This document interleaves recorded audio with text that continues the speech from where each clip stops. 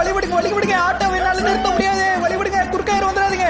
மண்டியா எதுக்கு இவ்வளவு வேகமா ஆட்டோ ஓட்டிக்கிட்டு இருக்கேன்? ஆமா எனக்கு ஆசை பாரு, ஆட்டோல பிரேக் பிடிக்க மாட்டேங்குதுடா, வழிவிடுங்க, யாரும் குறுக்க வந்துடாதீங்க, ஆட்டோல பிரேக் இல்ல. அது கொஞ்சம் மண்ணு குட்டி வச்சிருக்கானுங்க, அது மேல விட்டு ஆட்டோ ஏத்தினா நின்றுன்னு பார்த்தா அது மேலேயே ஏறி போய்கிட்டு இருக்கு.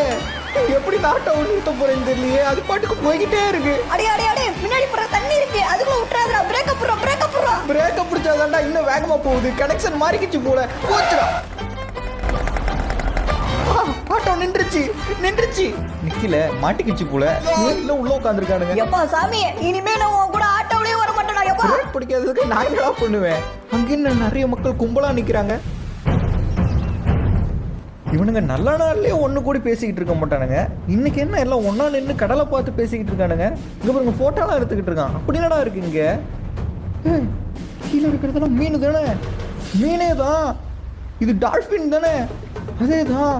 ஏன்னா கடல்ல இருக்க எல்லா மீனும் எல்லா உயிரினமே வெளியே வந்துகிட்டு இருக்கு. இதுக்கு முன்னாடி இந்த மாதிரி மீன் எல்லாம் தானா கரைக்கு வந்து ஒதுங்கின மாதிரி நான் பார்த்ததே கிடையாது. நானும் இப்பதான்டா முறை இப்படி பாக்குறேன். எல்லா மீனும் ஒரே நேரத்துல கரையில வந்து விழுந்துருக்கு.